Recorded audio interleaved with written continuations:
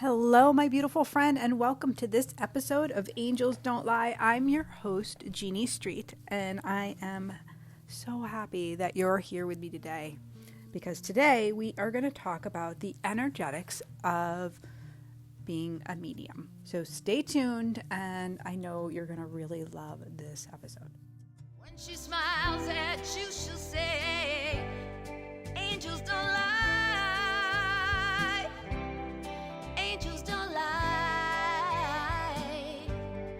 Angels don't lie. No, no, angels don't lie. Angels don't lie. No, no, no, no.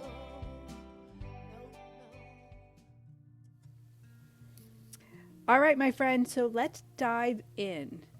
We're going to talk about the difference between being a medium and being psychic because they are two different experiences. And if you're new here, or if you haven't listened to my podcast for a long time, I do want to break it down so you are having a clear understanding of what it means to be both psychic and a medium. So, psychic energy is what we call the easiest energy to connect with.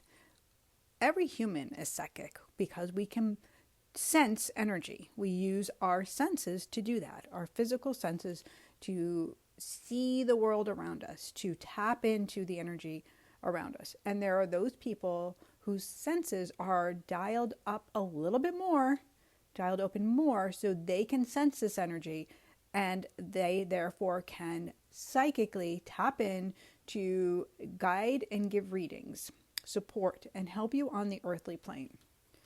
And the difference between a medium and a psychic is mediums are psychic, but psychics are not mediums. So that's the first thing. So being able to read energy, to tap in, to connect here on the earthly plane is that psychic energy. And it can be very beautiful when done in a God-based manner. Mediumship can also be done on the level of an earth plane or universal plane. Not all mediums are going to go into the heavenly realm to deliver the messages that God has. So, meaning they might step into interfering with free will. And that is going to look a lot like prediction, giving that should advice, where a medium who is tapped in to their full potential of who they are, they know that this comes with a responsibility that they go beyond the universal intelligence and they go into source, to heaven, to God, to receive those messages on the highest level and then deliver those imprints. So just like a psychic whose senses are dialed open, a medium is going to have their senses also dialed wide open so that they can see or hear, and it can be all of the senses or it could be one, smell, taste, feel, and know the energy that they're working with. So people come into my program, into my Angel Healer training, to come to my immersive retreat, and to come hang out in my mastery, my year-long program with me, because they want to dial in clearer with their gifts and be able to use them in that God-based manner, the way that God had intended. They come in because they want to learn the overall energetics. They want to dial in not only for themselves, but to serve. So it ends up being for a we experience, a communion of togetherness. When we are dialed into the I, this looks like I've got to learn how to do this. I've got to lean into this. I've got to prove it. It looks like a singular experience rather than for the greater good. So when we talk about the energetics of mediumship or even psychic energy for that matter, what we're leaning into is how are we using our gift and how are we showing up every single day in our practice. So for me, and this again is something that I stand really firmly in, being a God-based medium, in showing up with this, I have to do my work before I before I work with a client. Every day needs to look like prayer, a relationship with God, and that I'm tapping in. And so how we're going to do this is I'm going to share those methods with you so you too can start your day, start creating a lifestyle that supports your goal of tapping into your gifts even more, to leaning inward. This is not an outward journey. This is not an outward journey. This is an inward journey. And so in order to go inward, it's a frequency shift. It's a shift to move in the vibration of love, the frequency of love, that you actually have to be in that frequency. Self-love, self-nourishing, self-nutrient, self-curious, right? And so we start to heal, because when we start showing up in love, the stuff that's not based in love is going to start dissipating. It's going to start poking. It's going to show up to be healed. It just is. That includes any traumas or those life experiences that have held us in sameness. So the morning is about coming into prayer. It's coming into doing that practice of tapping in before we begin our day. It's before you put your feet on the ground, you're saying, "Dear God, please shine your white light of love and protection. Surround me with all of the goodness. Help me to lead from the place of love so that I might serve and hold this gift that you've given me in the utmost respect." And then I place my prayers around the people that I'm going to work with, the people that I'm calling in, the people that are going to just show up because God has them. And for my family, like, this is my life is all around my family. So I lean in and I start talking about all of that. So it's communication, it's tapping in. And I do all that before I even put my feet on the floor. When you set the dial on your day, when you set the dial on, this is how I'm going to show up, your day, the energy for your day responds. And so energetics are really important when we talk about mediumship, when we talk about channeling, when we talk about manifesting, when we talk about living the life that you want to live. The energetics, the frequency that you're in matter. So it really is all the same. This is why we talk about our desires coming true in my programs, because it's all the same. Energy is energy. And if you're messy in your energy, which most of us are, like, I get it. I haven't always had this tapped in. I haven't always been this dialed open. It took time. It took practice. It took implementation. So I want you to know where you are is perfect. Please do not compare yourself to anyone else. God is showing you all of those people that you see around, not to make you feel bad, but to show you what's possible. This is something I also had to learn, because seeing other people use their gift can lead us in a place of really wanting, of like wondering what's wrong with us. And if you're anything like me and you grew up being highly sensitive, then I'm sure that your insecurity muscle is kind of strong and kind of leading you towards doubting what's going on for you. And that's okay, because you're in a perfect spot. And maybe you're a little further. Maybe you're not as insecure as I once was. Maybe you have a confidence about it, but you also are unsure. And that uncertainty comes from a place of being separate from the divine, separate from unconditional love. It is a feeling of worthiness. It is a feeling of wholeness. And so we're going to lean into that with the beginning our day, with that daily practice, with showing up with gratitude and in the energy, pointing it to the direction in which we want to go in, which is high frequency. God is surrounding me with his love and his light, and I'm ready to do that work you're calling me to do. Also, contemplation is the next step from my day.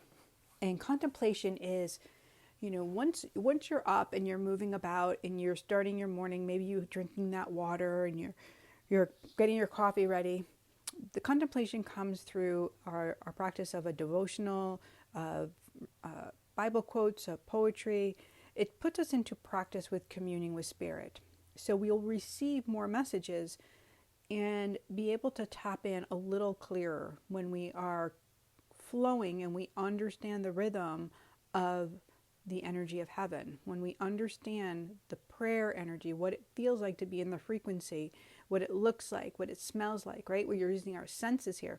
This is when it begins, that contemplation begins to open up, and we become curious about the energy, curious what is showing up for us, knowing when that reading comes in, it actually is meant for us, and we take it and we just lean it into our lives and how it works for us.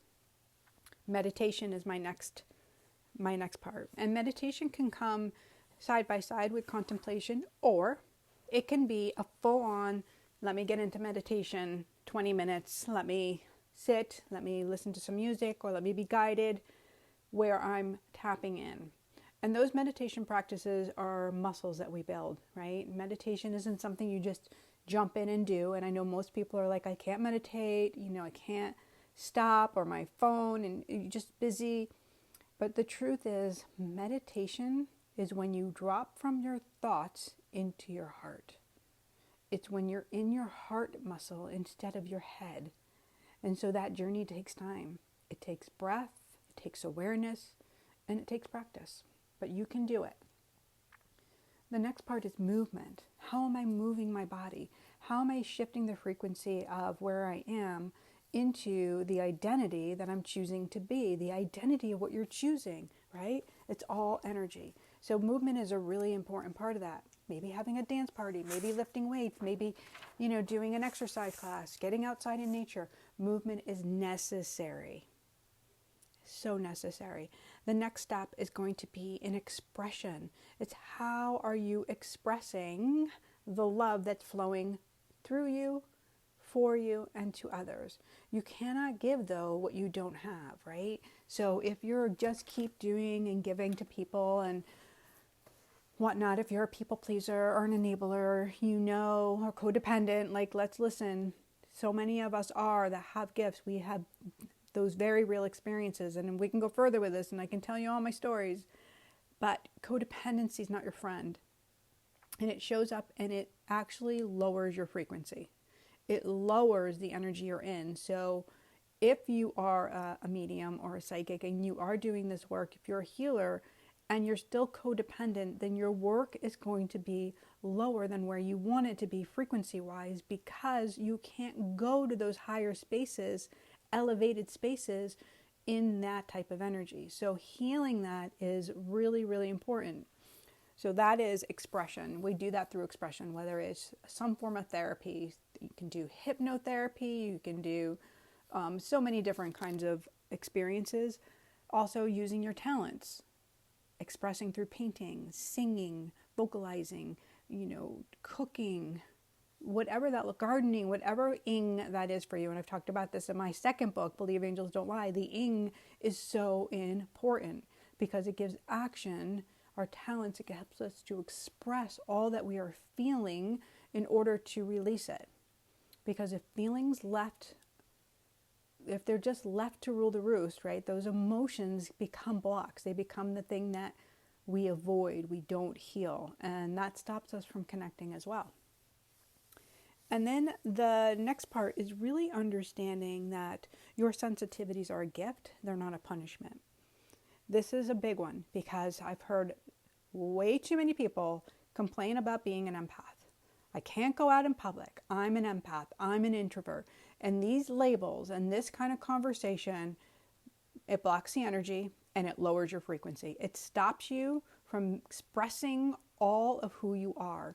And that's where the loneliness and the separation to love comes in. It's painful. It's a painful place to be. I know, I've been there. It's not fun. So if you are there, I love you. And you can shift that. You can, and I promise you, you will shift it by following these steps. Having a healthy relationship with the things that are energy around you. What does that mean? Everything has a frequency. Everything has energy to it. So if you're sensitive to energy, guaranteed you're sensitive to foods. Guaranteed. So if you're eating lots of sugar, if you're eating processed foods, if you're eating fast foods, if you're eating non-organic, or if you're eating meats that aren't like humanely treated, your body feels it because you're feeling energy of everyone else. So guaranteed, you're going to feel the energy of that animal or that plant that wasn't cared and loved for or was created in some plant. So think about that. Think about it. If this garden of life is you're growing your own food, or you're going to a farmer's market and you're buying grass-fed beef, your body's going to know this. It's going to assimilate with it. It's going to be able to take the nutrients and digest it on an easier scale. It's not going to be able to digest energy that doesn't match it. So the frequency of food really, really, really matters. That includes also, what are we watching, where we're placing our energy, who you're hanging out with. Just knowing that to up level, to be in a higher frequency, we may have to make some choices that are different for our lifestyle in a loving way. This doesn't mean breaking up with your best buddy because they don't understand what energy is. This is you being the highest frequency you can and teaching them by your actions, teaching them by you doing it, because that's the we. Okay? That's the we.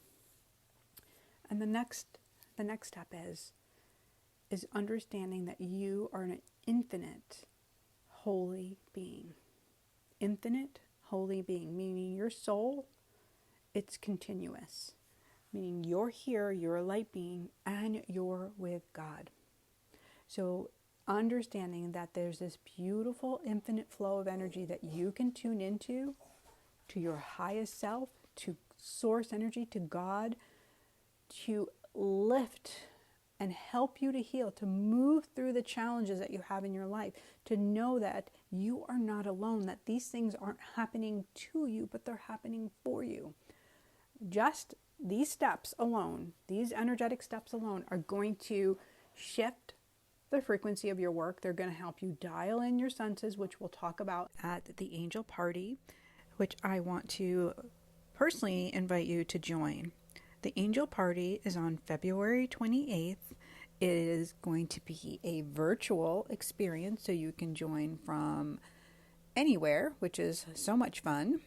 And what we're going to do, we're going to dive into, like I said, understanding energy, talking about our gifts.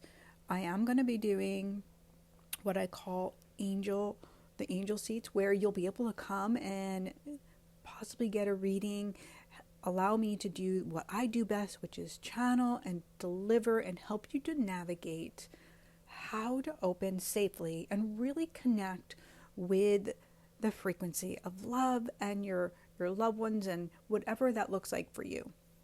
So this Angel Party, we have created a really special offer. It's only $77, which is so valuable and so crazy, Trey, and I'm so excited about it. So we're going to put the link below for you to register, to bring a friend. For sure, bring a friend to this event. And if you choose to have a party at your house and have all your friends on, then that'll be even better. Like, you just need one ticket for that. But if you want to have your friends join from all around, send them the link so they can register and be on the call. And we're going to go in to the light room in heaven. We are going to go in big, and you are going to have a holy experience, a heavenly holy experience. I promise you, it's going to take your breath away. So I really look forward to seeing you. And again, thank you so much for tuning in. I really appreciate you being here. I hope you have a really blessed day, my friend. God bless. You'll never worry or fear. Her love is special when she is near. The pain relieves the ties to